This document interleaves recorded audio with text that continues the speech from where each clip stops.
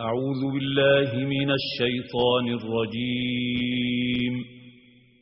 بسم الله الرحمن الرحيم.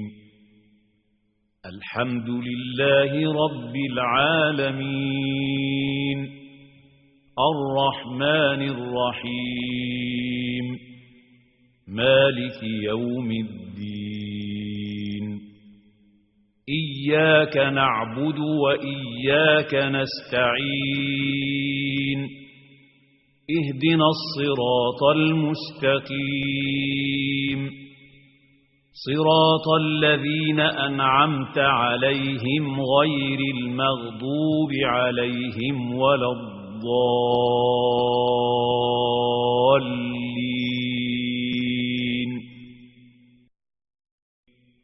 بسم الله الرحمن الرحيم. السلام عليكم ورحمة الله وبركاته. الحمد لله رب العالمين والصلاة والسلام على رسول الكريم وعلى آله وأصحابه أجمعين. அன்பார்ந்தவர்களே, இன்றைய தினம் கருத்து வேறுபாடுகள், முஸ்லிம்கள் மத்தியிலே கருத்து வேறுபாடுகள் எப்படி இருக்கின்றது, இரண்டு மனிதர்கள் மத்தியிலே கருத்து வேறுபாடுகள் வருவது இயற்கையா, அப்படி கருத்து வேறுபாடுகள் வந்தால் எப்படி நடந்து கொள்ள வேண்டும், மார்க்க அறிஞர்கள் மத்தியில், சஹாபாக்கள் மத்தியில், இமாம்கள் மத்தியில் கருத்து வேறுபாடுகள் வந்துள்ளதா, அவர்கள் எப்படி நடந்தார்கள் என்பது பற்றி குர்ஆன் ஹதீஸ் ஒளியிலே நாம் இப்பொழுது இந்த நிகழ்ச்சியை பார்க்க இருக்கின்றோம். இந்த நிகழ்ச்சியிலே டாக்டர் KVS அபீப் முகமது அவர்கள் இந்த நிகழ்ச்சியை நடத்துபவராக இருப்பார். அவர் இங்கு பதில் சொல்லக்கூடிய, கலந்துரையாடலிலே பங்கு கொள்ள இருக்கக்கூடிய உலமாக்கள் மத்தியிலே சில பல கேள்விகளை எடுத்து வைப்பார், கருத்துக்களையும் எடுத்து வைப்பார். அதற்கு மௌலவி ஹனீஃபா மன்பை அவர்களும் மௌலவி நூஹ் மஹ்லரி அவர்களும் அதற்கு விடை சொல்ல இருக்கின்றார்கள்.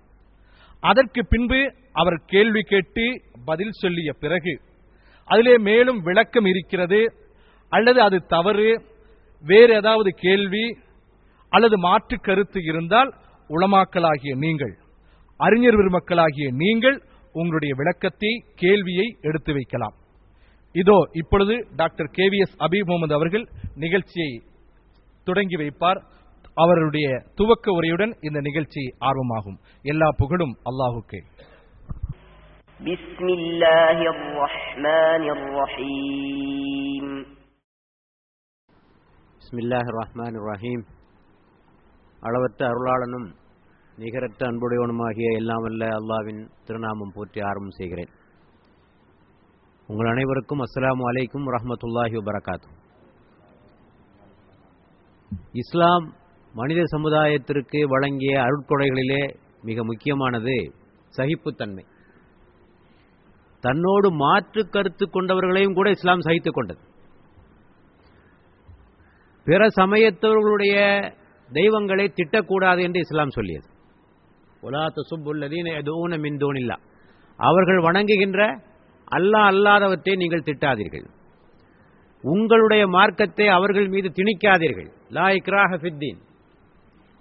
இந்த அளவுக்கு இஸ்லாம் கருத்து மாறுபாடு கொண்டவர்களையும் கூட ஏற்றுக்கொண்டது. எம்மதமும் சம்மதம் என்ற கருத்தை இஸ்லாம் ஒருபோதும் ஏற்றுக்கொண்டதில்லை. ஆனால் அவருடைய கருத்தின்படி நடப்பதற்கு அவர்களுக்கு உரிமை உண்டு என்ற நிலையை இஸ்லாம் ஏற்றுக்கொண்டது. இந்த அளவுக்கு இஸ்லாம் சகிப்புத்தன்மையை இந்த உலகத்திற்கு கற்றுக் கொடுத்தது.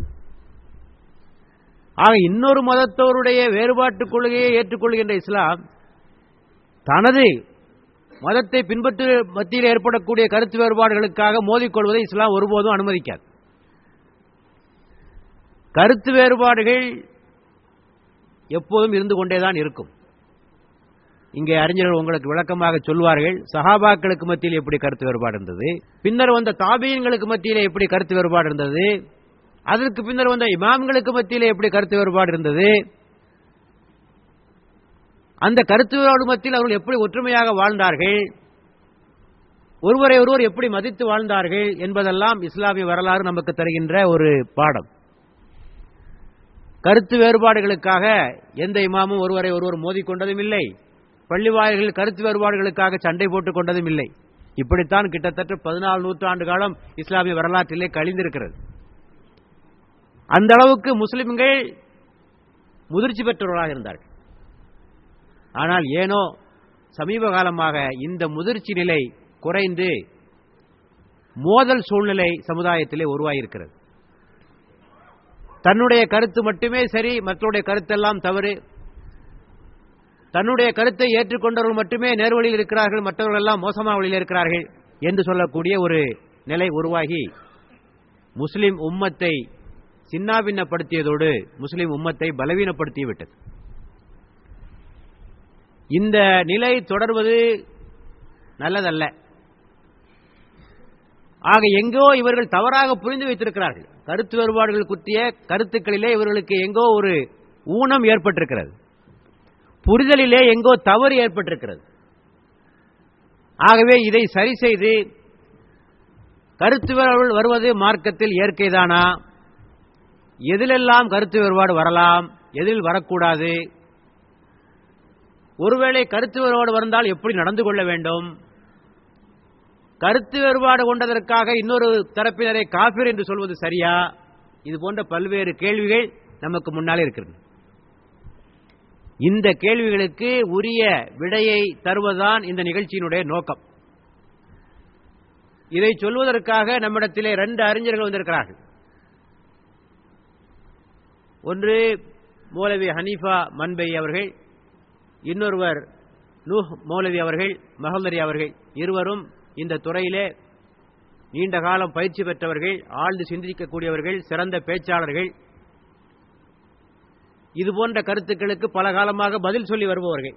ஆகவே பொருத்தமான 2 பேரை நாம் இங்கே தேர்ந்தெடுத்து இந்த கலந்துரையாடல் நிகழ்ச்சியை நாம் இப்போது நடத்தப் போகிறோம்.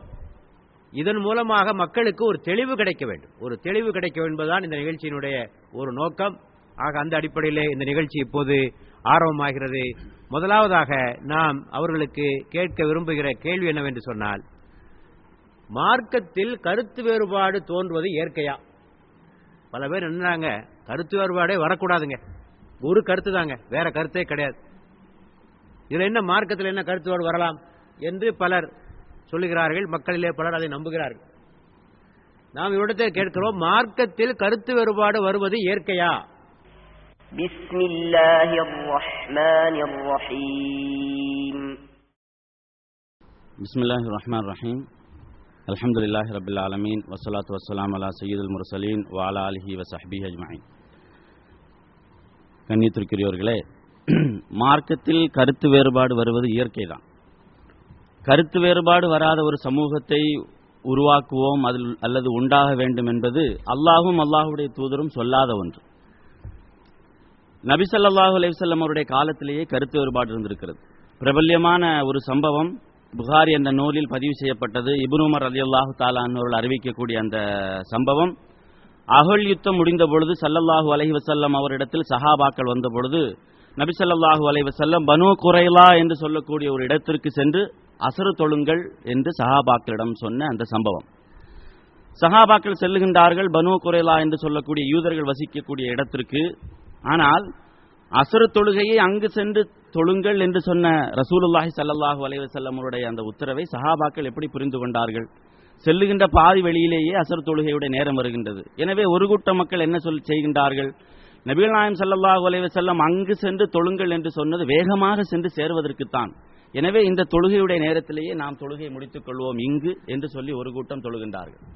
இன்னொரு கூட்டம் சொல்லுகின்றார்கள், இல்லை இல்லை, ரசூலுல்லாஹ் அங்கு சென்றுதான் தொழ சொல்லி இருக்கின்றார்கள், எனவே நாங்கள் அங்கு சென்றுதான் தொழுவோம் என்று அங்கு சென்ற பின்பு ரசூலுல்லாஹி ஸல்லல்லாஹு அலைஹி வஸல்லமுடைய உத்தரவுக்கு கட்டுப்பட்டு தொழுகின்றார்கள். எல்லாம் முடிந்த பின்பு பெருமானார் ஸல்லல்லாஹு அலைஹி வஸல்லம் அவரிடத்தில் வந்து இந்த விஷயம் கூறப்படுகிறது. நாயகம் ஸல்லல்லாஹு அலைஹி வஸல்லம் உடைய பதில் எப்படி இருந்தது தெரியுமா? புகாரில் அறிவிக்கப்படுகிறது, ஃபஅகர்ரஹுமா, ரெண்டையும் பெருமானார் ஸல்லல்லாஹு அலைஹி வஸல்லம் உறுதிப்படுத்தினார்கள். 2 பேர் செய்ததும் சரிதான் என்று. இது மட்டுமல்ல, அபூ தாவூதில் மற்றும் நஸஈயில் வந்திருக்கக்கூடிய